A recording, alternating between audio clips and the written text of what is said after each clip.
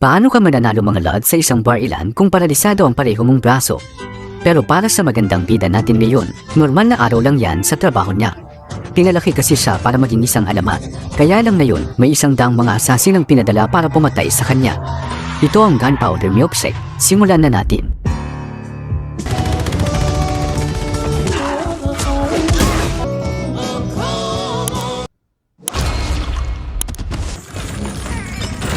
Nagsisimula ang kwento kay Sam, isang contract killer na ginagawa ang kanyang karaniwang trabaho, ang pumatay ng mga target.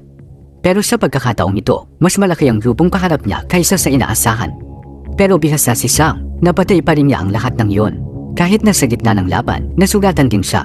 Pagdating niya sa bahay, agad niyang ginamat ang kanyang mga sugat. Maya-maya, tumawag si Nathan at pinapunta siya sa isang kafe. Pagdating niya roon, binigyan siya ng wafers ng milkshake at nalaman natin na matagal na palang suki si Sam sa lugar na yun. Biglang bumalik ang kwento 15 years ago, noong 12 taong gulang pa lang si Sam. Nakaupo siya sa parehong kafe, naghihintay sa kanyang ina.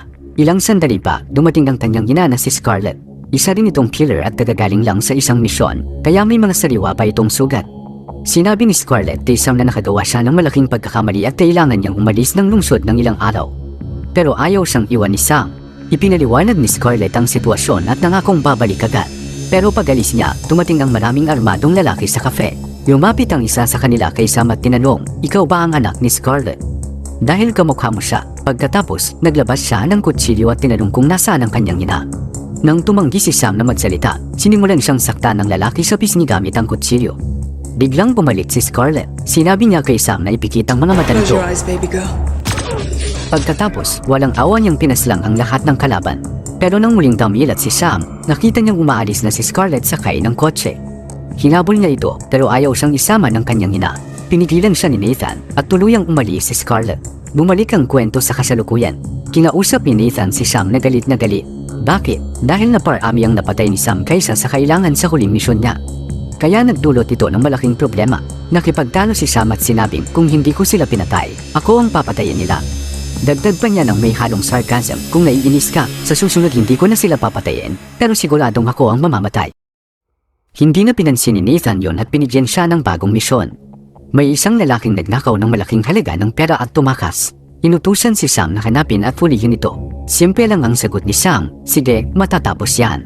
Samantala, ipinakita si Jim Mallister, isang makapangyarihang kriminal. Nakahandusay sa harap niya ang bangkay ng kanyang anak kasama ang iba pang bangkay, lahat pinatay ni Sam sa nakaraang misyon. Hindi man sila ang pangunahing target, nadamay sila sa labanan. Galit na galit si Jim at gusto niyang magiganti. Inutusan niya ang kanyang mga tauhan na hanapin agad ang pumatay sa kanyang anak. Makikita muli si Sam na pumunta sa isang library, pero kunwaring library lang to mga lods. Dito, makakakuha ka ng iba't ibang klase ng armas. Pumunta siya para kumuha ng bagong sandata. Pinapatakbo ang lugar nila Millen, Florence at Anna, tatlong dating killer na kabilang sa grupong Sisterhood of Assassins. Ang leader ng grupong ito noon ay si Scarlett, ang ina ni Sam. Sinabi ni Sam na kailangan niya ng armas, pero nang malaman ng tatlo na alam niya ang lihim na lugar na iyon, nagalit sila. Hindi sila nagbebenta ng baril sa mga estranghero, kaya handa na sana nilang atakihin si Sam. Pero biglang napansin ni Millie ang mukha ni Sam at nakilala siya. Anak siya ni Scarlett. Wika niya, nakita na nila si Sam noong bata pa siya, kaya naalala pa rin nila ang kanyang mukha. Dahil dito, nagbago ang ihip ng hangin. Binigyan nila si Sam ng armas na kailangan niya, kapalit ng kanyang lumang sandata. Pagkakuha ni Sam ng bagong armas, agad siyang nakatanggap ng mensahe mula kay Nathan, may kasama itong address ng susunod niyang target. Pumunta si Sam sa isang hotel room. Pagpasok niya, nakita niya ang malaking halaga ng pera na nakalatag sa kama. Maya-maya, may lalaking lumabas mula sa banyo. Biglang tumulog ang telepono sa kama. Sinabihan ni Sam ang lalaki na huwag itong sagutin pero hindi siya nakinig. Pagyuko niya para kunin ang telepono, agad siyang binaril ni Sam. Natumba ang lalaki at naupo dahil sa tama ng bala. Nang muling tumulog ang telepono, sinagot niya ito. Doon nalaman ni Sam na kinidnap ang anak ng lalaki at ninakaw niya ang pera para mailigtas ito. Nagmakaawa ang lalaki, tulungan mo ako, iligtas mo ang anak ko. Please. It's my daughter. Sa una, pinaniwala siya ni Sam, kinuha ang pera at umalis. Pero makalipas ang ilang sandali, nagbago ang isip niya. Bumalik siya, kinuha ang lalaki at dinala sa ospital. Pero hindi ito ordinaryong ospital, para ito sa mga hitman. Doon lang ginagamot ang mga tulad nila. Iniwan ni Sam ang lalaki roon, desididong iligtas ang anak nito. Tumawad si Nathan at tinutusan siyang dalhin ang pera. Sinabi ni Sam, kailangan ko pa ng kalahating oras. Ililigtas ko muna ang anak ng lalaking nabaril ko, tapos ibabalik ko ang pera. Pero hindi nakinig si Nathan, pero muna ang gusto niya. Hindi siya pinansin ni Sam at tumuloy sa lugar na sinabi ng mga kidnapper. Dahil dito, nagalit ng gusto si Nathan. Agad niyang pinadala ang 3 tauhan para hulihin si Sam. Pagdating ni Sam sa lugar, tinawagan siya ng mga kidnapper at tinanong kung nasaan ang ama ng bata. Sinabi ni Sam na naaksidente ito. Kunin niyo ang pera, ibigay niyo ang bata. Pumayag ang mga kidnapper pero may kondisyon, may kahon sa harap niya. Ilagay doon ang pera, lahat ng almas, pati damit at isuot ang damit na nasa likod niya. Ginawa ni Sam ang lahat ng utos. Pero sakto namang dumating ang 3 tauhan ni Nathan para hulihin siya at kunin ang pera. Hindi sila umubra, tinugbog sila ni Sam ng matindi. Pagkakita nito, kinabahan ng mga kidnapper. Nang mawala ng malay ang 3 tauhan, tinawagan nila si Sam at pinapunta siya sa ibang lokasyon kasama ang pera. Pagdating doon, ibinigay ni Sam ang pera at kinuha ang batang si Emily. Tumakas ang mga kidnapper dala ang pera, kaya hinabol sila ni Sam. Pero biglang nagkagulo, tinraider ng isa sa kanila ang mga kasamahan niya. Nagsimula ang barilan, tinamaan ng driver at naaksidente ang sasakyan. Naglaban ang natitirang 2 hanggang sa maghagis ng bomba ang isa. Sumabog ito, namatay ang isa, pati ang pera ay nasunog. Habang papalapit si Sam, pinaril siya ng huling natitirang kidnapper.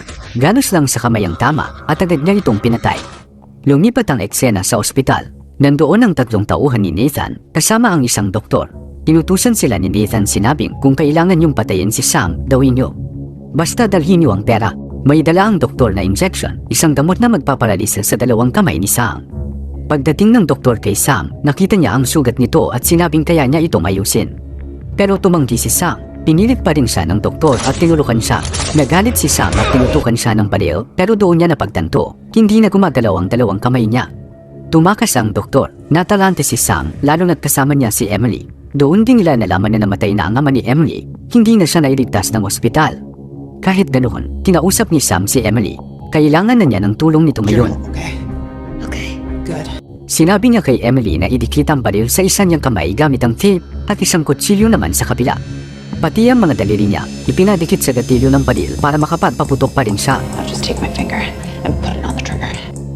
Habang papalapit ang 3 tauhan ni Nathan, sinabihan ni Sam si Emily na magtago. Lumabas si Sam na nakaupo sa isang upuan, pinaikot-ikot ito. Alam niyang walang lakas ang mga kamay niya, pero gamit ang pag-ikot, nakakagawa siya ng galaw para maipit ang gatilyo at maiputok ang baril, pati na rin magamit ang kutsilyo. Doon nagsimula ang laban. Matagal siyang nakipaglaban kahit dakato. Pero sa huli, napatay niya ang 3 tauhan. Tumawad si Nathan at tinanong kung nasaan ang pera. Sagot ni Sam, nasunog na lahat. Sinabi ni Nathan na hindi na niya kayang protektahan si Sam dahil napatay nito ang anak ng isang makapangyarihang kriminal na si Jim. At siguradong paparating na ito para maghiganti. Pagkarinig nito, pinalaan ni Sam si Nathan, sinabing kapag nakaligtas ako, ikaw ang uunahin kong papatayin. Samantala, tumanggap ng tawag si Jim mula kay Nathan. Humingi ng paumanhin si Nathan at itinulong si Sam bilang may sala. Ibinigay pa niya ang address ni Sam. Agad namang pinadala ni Jim ang kanyang mga tauhan para patayin siya. Pagkatapos, nagpadala rin si Nathan ng address kay Sam. Tumungo si Sam roon. Sa elevator, nakasalubong niya ang parehong doktor. Balak niya sana itong patayin, pero pinigilan siya ni Emily. Paglabas nila, tinanong ni Sam si Emily kung may kamag-anak ba ito na pwedeng puntahan. Gusto na sana niyang iwan ang bata dahil siguradong magiging magulo ang sitwasyon. Pero sinabi ni Emily na wala na. Doon naintindihan ni Sam, kailangan niyang samahan muna ang bata. Pagpasok nila sa sasakyan, na-realize ni Sam na hindi siya makakapagmaneho dahil hindi gumagana ang mga kamay niya. Kaya sinabi niya kay Emily na ito ang hahawak sa manipela, habang si Sam ang gagalaw gamit ang mga paa niya para kontrolin ang sasakyan. Habang umaalis sila, biglang sumulpat ang mga tauhan ni Jim at inatake sila. Parang habulan ng pusa at daga ang nangyari. Tatagaw si Sam, aatake, papatay, tapos magtatago ulit. Isa-isa niyang pinabagsak ang lahat. Pagkatapos ng laban, nagtungo siya sa address na binigay ni Nathan. Pero may isang tauhan ni Jim ang nakasunod sa kanya at nalaman kung nasaan siya. Agad nitong ipinalam sa iba. Pumasok si Sam sa isang bahay, pare-pareho ang itsura ng mga pinto. Habang lalapit siya sa isa, biglang lumitaw sa harap niya ang kanyang ina, si Scarlett. Bulat na bulat si Sam. Tinanong ni Scarlett, anak mo ba yung bata? Sumagot si Sam, hindi. Dinala sila ni Scarlett sa loob at tinayos muna ang mga kamay ni Sam. Pero galit pa rin si Sam, 15 taon pa naman siyang naghintay. Ipinaliwanag ni Scarlett ang lahat, pinatay niya ang isang Russian gangster na siyang pumatay sa ama ni Sam. Pero yun ang naging pinakamalaking pagkakamali niya. Dahil doon, tinubis siya ng mga tauhan nito. Alam niyang kung mananatili siya kay Sam, mapapahamak din ito, kaya napilitan siyang iwan ito. Pero palagi kitang binabantayan, at ayokong sundan mo ang landas ko, pag-amin ni Scarlett. Habang nag-uusap sila, napansin ni Emily sa CCTV na may paparating na mga tao. Agad silang naghanda. Tinanong ni Sam kung may plano si Scarlett. Sagot nito, wala. Hindi makapaniwala si Sam. Paano nangyari yan? Lagi kang may plano. Pero idiniit ni Scarlett na wala talaga. Dinala niya sina Sam at Emily sa elevator para tumakas. Pero pag bungad ng pinto, nandoon na agad ang mga tauhan ng kalaban. Napilitan silang umatras, tumakbo pa itaas, at dumaan sa isang tunnel. Hinabol sila ng mga kalaban. Paglabas nila, iminungkahi ni Sam na pumunta sa library. Sa una, tumanggi si Scarlett pero kalaunan pumayag din. Pagdating nila roon, nadatnan nila sina Millie, Florence, at Anna, nakatutok ang mga balil, handang lumaban. Si Anna ang pinakamalakas sa tatlo at galit na galit siya kay Scarlett dahil basta na lang itong nawala noon ng walang paalam. Tumanggi silang tulungan siya at sinabihan silang umalis na agad. Pero nagsalita si Sam, kung gusto ninyong makaalis, umalis kayo at isama ninyo si Emily. Pero ako, hindi ako pwedeng umalis. Kapag lumabas ako, siguradong susundan ako ng mga kalaban. Kaya dito ako lalaban. Isa-isa nang umaalis ang lahat. Lumapit si Emily kay Sam at sinabing hindi na ito iiwan. Umamin si Sam, ako ang pumatay sa tatay mo at sorry. Pagkatapos, pinilit niya si Emily na sumama sa iba. Emosyonal na sumunod si Emily. Bumaba silang lahat sa basement ng library. Biglang binasag ng mga kalaban ng pinto at pumasok. Nagsimulang lumaban si Sam. Problema, wala siyang malalakas na armas dahil nakatago ang mga ito sa loob ng mga libro. Kada libro na mabunot niya, maliliit lang na armas tulad ng kutsilyo ang nakukuha niya. Samantala, ang iba ay patakas na. Pero hindi matiis si Scarlett na iwan ng anak niya. Kaya bumalik siya para tumulong. Binigyan siya ni Millie ng paborito nitong baril. Pagdating ni Scarlett, agad niyang pinatay ang maraming kalaban at iniligtas si Sam. Nagtago silang dalawa sa likod ng mesa. Napagtanto ng iba na sobrang dami ng kalaban, hindi kakayanin ni na Sam at Scarlett mag-isa. Kaya nagpasya silang tumulong. Umalis sina Anna at Florence para sumabak sa laban, habang si Millie ang naiwan para bantayan si Emily. Patuloy na nagpapaulan ng bala ang mag-ina. Ngunit nang may papalapit pa ng mga kalaban para umatake sa kanila, dumating si Florence. Marami siyang napatay na kalaban at si Anna naman ay naghagis ng smoke bomb na agad kumalat sa paligid. At ayun na nga mga lods, unti-unti nauubos ang bilang ng mga kalaban. Sa labas, napansin ni Millie na may paparating sa sasakyan nila. Binigyan niya ng earphone si Emily para hindi ito mabingi. Saka umakyat sa ibabaw ng kotse at pinaandar ang isang malakas na machine gun. Pinaulanan niya ang mga kalaban. Pero tinamaan siya ng bala at nasugatan. Kahit ganun, bumaba siya, kumuha ng palakol at nakipaglaban pa rin. Muli, sa loob ng library, matindi ang labanan. Lahat ay ginagawa ang kanilang makakaya. Sina Sam at Scarlett ay maraming kalaban ang napapatay. Nakikita rin ang lakas ni Anna at Florence at kung gaano sila kapanganib. Sa sandaling makita nila ang mga kalaban, mabilis nila itong pinapatay. Matapos nilang ubusin ang mga kalaban, pinuntahan nila si Millie na malubhang sugatan. Sinabi ni Millie sa kanila na may isang lalaking kumuha kay Emily at pagkatapos noon ay namatay na siya. Tahimik na nagluksa ang lahat at binigyan siya ng huling parangal. Biglang tumawag si Jim kay Sam. Sinabi nito, kung gusto mong makitang buhay si Emily, pumunta ka sa cafe, mag-isa. Matapos iyon, sinabi ni Sam sa lahat na ito ay laban niya, kaya hindi niya kailangan ng tulong ng kahit sino. Umalis siya mag-isa at nagtungo sa cafe. Ang pinakamahalagang patakaran sa cafe na ito ay bawal pumasok ang may dalang baril, kaya kinuha ng staff ang kanyang armas at inilagay sa labas. Umupo si Sam sa tabi ni Jim. Ipinaliwanag ni Jim na siya ay naniniwala sa pagiging feminist. Nang ipinanganak ang kanyang mga anak na babae, labis siyang natuwa, pero hindi niya kailanman na ipahayag ang tunay niyang nararamdaman sa kanila. Ngunit nang ipanganak ang kanyang anak na lalaki, pakiramdam niya ay kumpleto na ang kanyang pamilya. Ngunit pinatay ni Sam ang kanyang anak at muli siyang iniwang mag-isa sa bahay. Kaya ngayon, ipinangako ni Jim na gagantihan niya si Sam ng matindi. Habang nag-uusap sila, dumating si Scarlett na nakasuot ng uniforme ng waitress at may dalang baril. Nandoon din sina Anna at Florence. Sinabihan nila si Sam na kunin si Emily at umalis. Pagkaalis ni Sam, nagsimula ang matinding labanan. Mabilis na pinatay ng 3 babae si Jim at ang lahat ng tauhan nito. Ngunit sa laban na yun, nawalan ng paningin si Florence.